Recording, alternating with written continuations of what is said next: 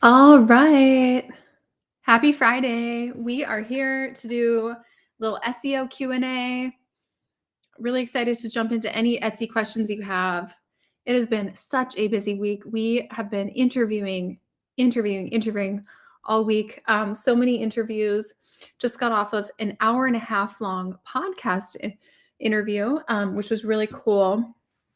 And that will be going up. I'm not sure when, but um, really cool week so far. Monday, we were with Amy Porterfield and Stu McLaren and their team, and that was a lot of lessons learned there. So a lot of mastermind sessions and things happened um, this week. But here to answer any of your Etsy questions, we do have a coaching call this afternoon. If you are attending that, I'll see you there. But in the meantime, we can go over any of your Etsy related questions. I'm going to share my screen, and you guys tend to submit them over on Instagram. So we'll start there first, but feel free to put in any Etsy questions you have. Let's see.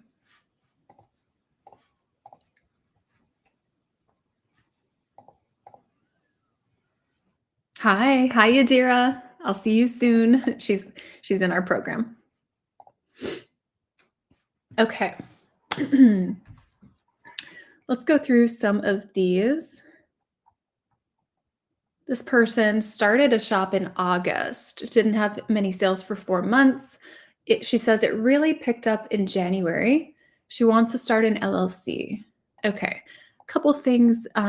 Starting an LLC, first of all, if you are getting hung up on starting the shop because you don't have an LLC, do not worry about it. Okay. Do not worry about it. If you are just starting out like an LLC, do not feel like you have to get that set up. That can be beneficial if you have heavy real estate positions or assets that you want to really protect. And especially if you're selling any items that are, for example, like for kids or babies, or, you feel like are a liability. But yeah, if you're selling digital products, I would not be super hung up on the LLC right now if you are just getting started. Let's take a look at what your situation is. 685 sales. Okay. Diana. Okay, there's a lot of updates that could be made here. I think your mockups are probably the weakest part of the shop right now. We want to really pack value into your listing photos. And yeah, I think the mockup quality could just probably be improved like another 60, 70%. Okay. So that would be some of my biggest advice. With digital, I mean, you're competing with your mockups first. I would actually say you're competing more with your mockup than your price point with digital. So, your mockup, that aesthetic is top priority to dial in, followed by price point, and the combination of those. Yeah, go ahead and submit your shops here. Put it in the chat.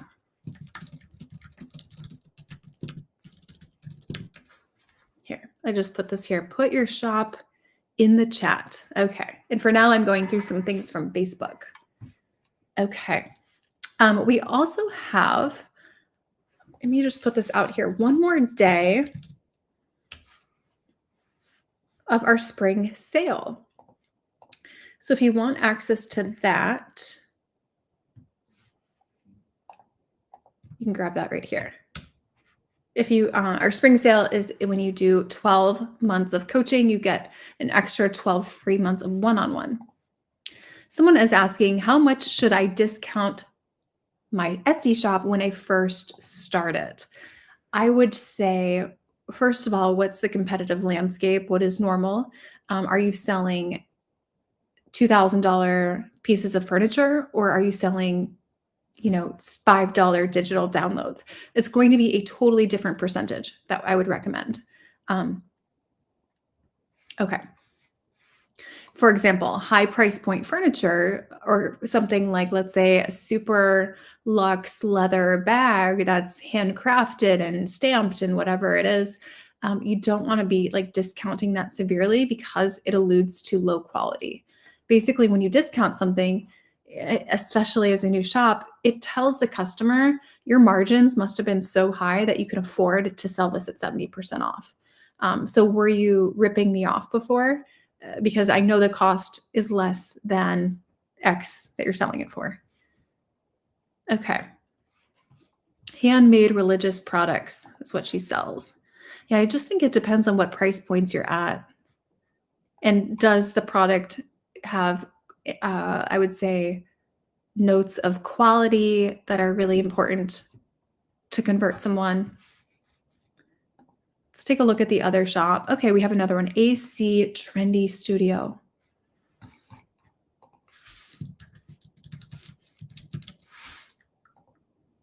Okay.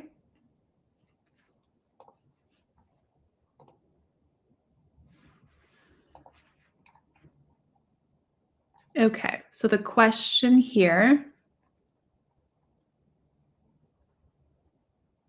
what is the question? I guess what is the question here? Someone asked, how much is coaching? Oh, perfect. We're sending you a message. Okay. Looks like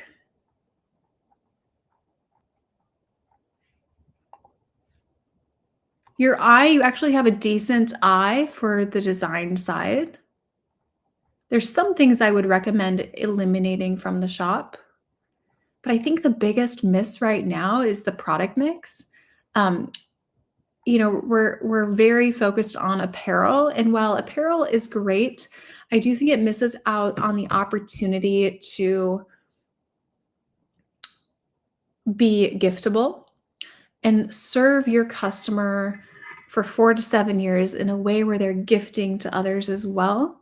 Um, I think right now you do have the phone cases, but I think it's just very apparel heavy, and I would use our 7 types of products framework to help with that. Better than happy home. And Heidi, we're sending you a message as well about coaching. Okay.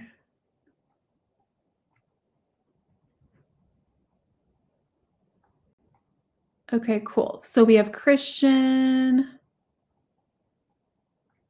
Cool. All right, couple things here. Original Christian artwork and fine art. Looks like you have digital.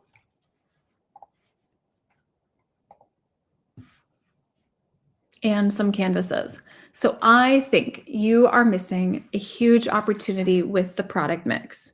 For example, how much wall art would someone purchase?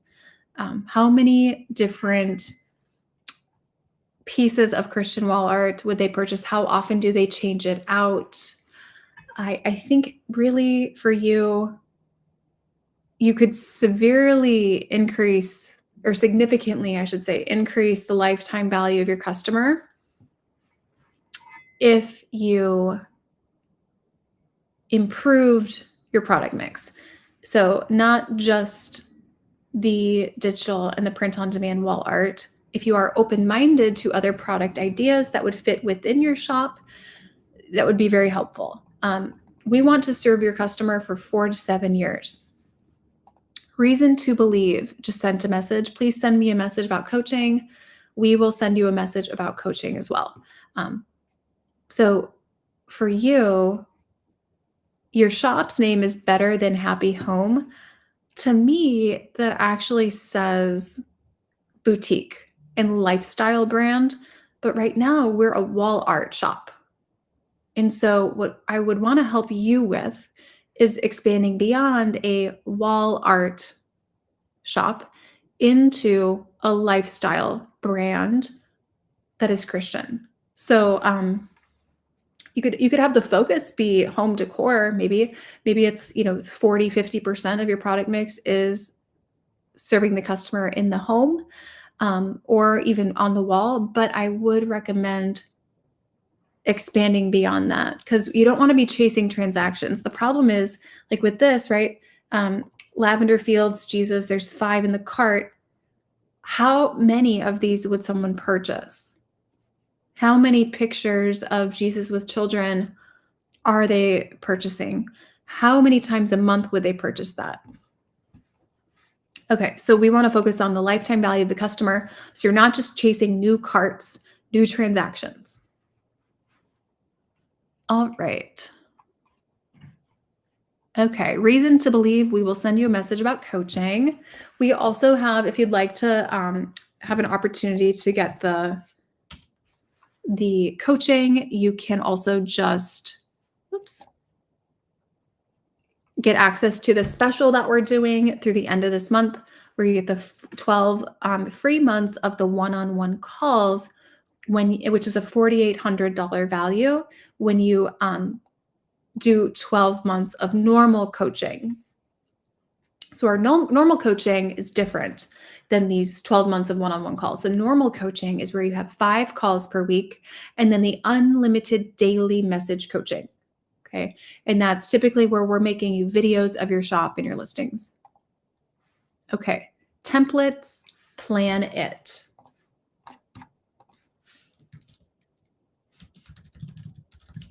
Let's take a look at this shop. There we are.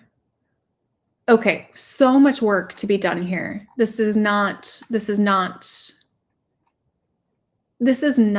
really going to visually capture the Etsy customer. How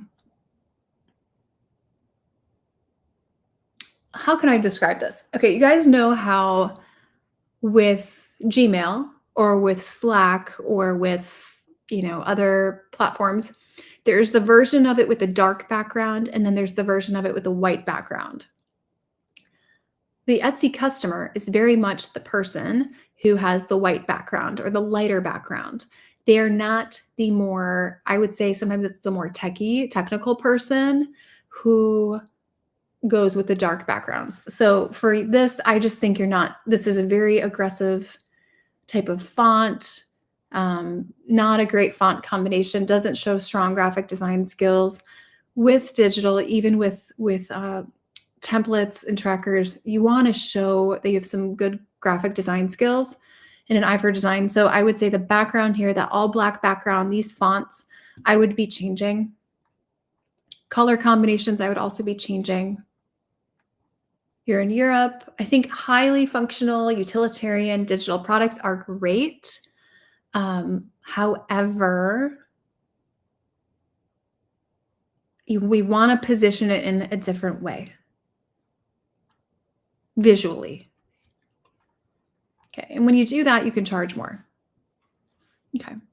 Someone asked, besides Etsy ads, what external marketing channels yield the best ROI for this shop? I wouldn't say besides Etsy ads, because I don't actually think Etsy ads are the best ROI for your shop. We focus on strong organic methods. It's a theme in really everything I teach, from people who are wanting to build up their course business or their coaching business to an e-commerce business. Strong organic built-in traffic will just create so much more stability in your business.